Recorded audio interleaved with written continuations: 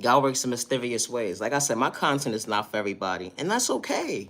Because what's truly for you will show up for you. What's truly for you won't have excuses. What's truly for you won't disrespect you. What's truly for you will make you feel like at the end of the day, I'm comfortable. At the end of the day, when I'm, regardless to what surroundings I'm at, energy get different. Yeah. What's truly for you? What's truly for you? What's truly for you, we ain't gotta do spell work in a toxic way to make you unstable at the end of the day, let alone psych out your thought process, fit in your pockets, or manipulate your character. At the end of the day, that energy is different. What's truly for you? What's truly for you? Don't gotta do a love spell on you at the end of the day to fake gaslight you, act like they so invested in your time and they only to realize they fell short when they touched their own fair share, their own karma at the end of the day, only to ask for forgiveness from God on their knees, asking for forgiveness. When they least expect, they shouldn't have played in that child of God's face at the end of the day, the chosen one like that.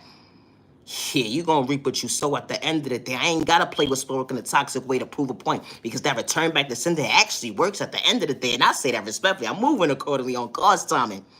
Because my Heavenly Father, God, my Heavenly Father, Mother is favoring me at the end of the day. Something that you can't get in tune with was knowing your worth.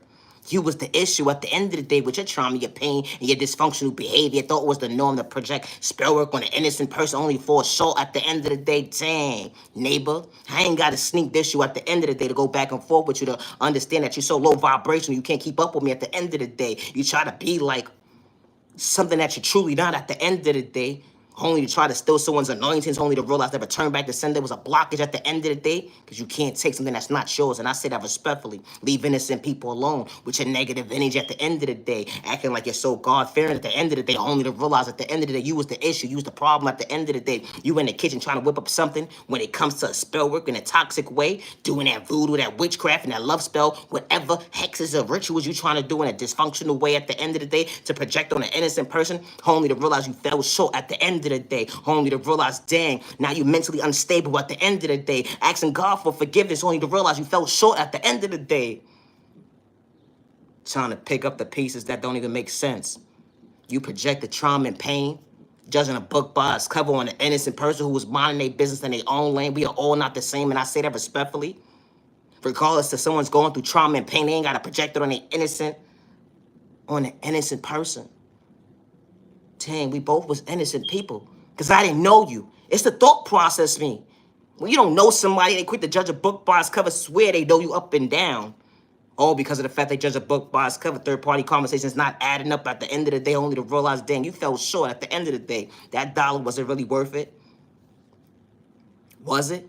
Because the information wasn't adding up at the end of the day. Dang, only to realize the person that you was getting the information from was nothing but a hate in disguise. Only to realize it wasn't multiplying to catch your blessings right to left. You was only shortchanging yourself to get your own fair share, your own karma. That's the problem with people today. They like to play victim at the end of the day to bother, once they bother an innocent person, only to realize, dang, I shouldn't have did that day.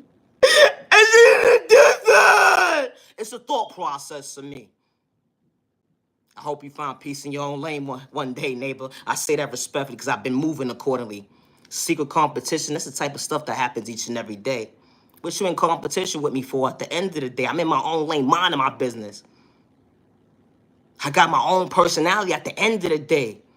How you trying to sneak this a child of God at the end of the day and saying you so favored by God at the end of the day, only to realize you're falling short each and every way? Picking up your face, trying to find yourself, to better yourself, only to realize you keep returning back to sender.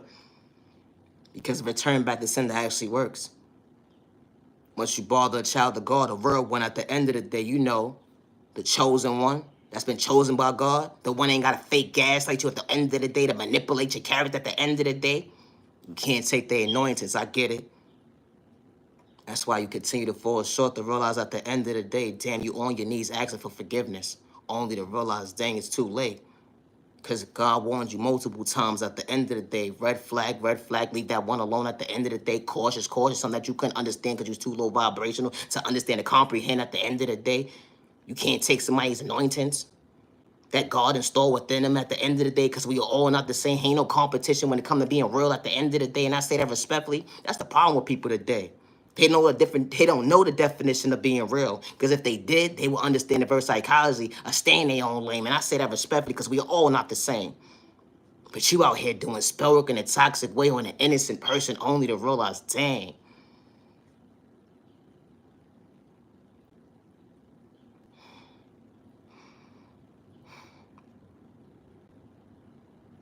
Why didn't I get instructions?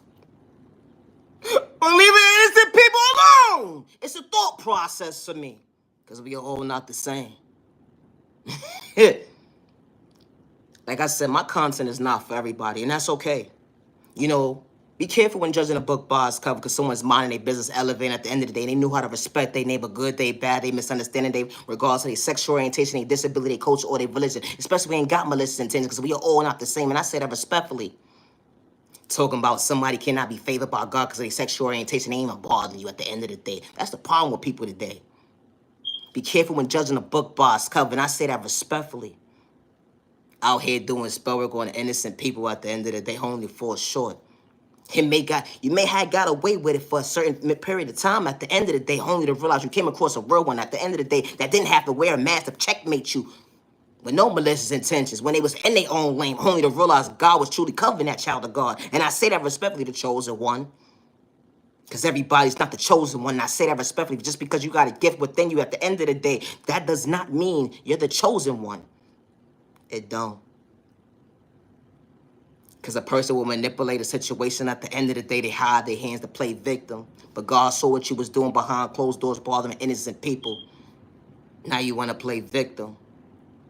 Like someone hurt you, someone did something to you to make you so dysfunctional. That's why you're so stressed out, unbalanced, can't communicate with yourself at the end of the day to respect your neighbor. But you knew how to kick your neighbor down. Good day, bad day, misunderstanding day. When they was in their own lane, mind their business, and you was trying to project spell work on them in a toxic way, only to fall short. Asking for forgiveness is too late. It's a thought process for me. You gonna reap what you sow. Oh yeah, I forgot to mention. They said the last should be first and the first should be last. Understand the comprehension of that. At the end of the day, time's up. Time's up. Your dysfunctional behavior, you thought it was the norm to disrupt the innocent person at the end of the day. Now you about to reap what you sow. Because God don't play about his chosen ones. And I say that respectfully. We are all not the same. It's respect, neighbor. Stay in your lane. Like I said, my content is not for everybody, but it's a thought process for me. Now, genuine love, respect. You know, because someone loves themselves, because someone understood trauma and pain, it wasn't an overnight process when it came to showing up for themselves to better themselves, but they was willing to recognize at the end of the day, God was truly favoring them and covering them at the end of the day to better days ahead. And they wasn't trying to shortchange themselves when it came to their neighbor, kicking their neighbor down, good day, bad day, misunderstanding day, because they understood karma, and they wasn't trying to deal with misery loves company. Your honor. It's a thought process for me, because we are all not the same.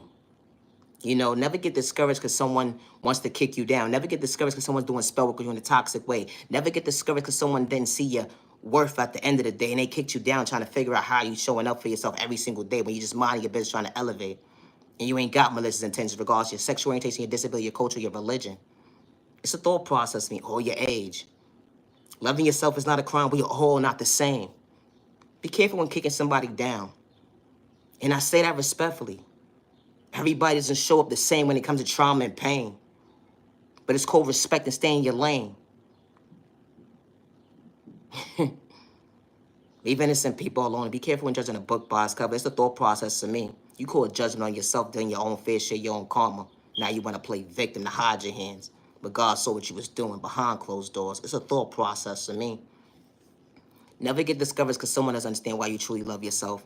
And it wasn't an overnight process healing trauma and pain. And it would never be. But you matter, you're worthy.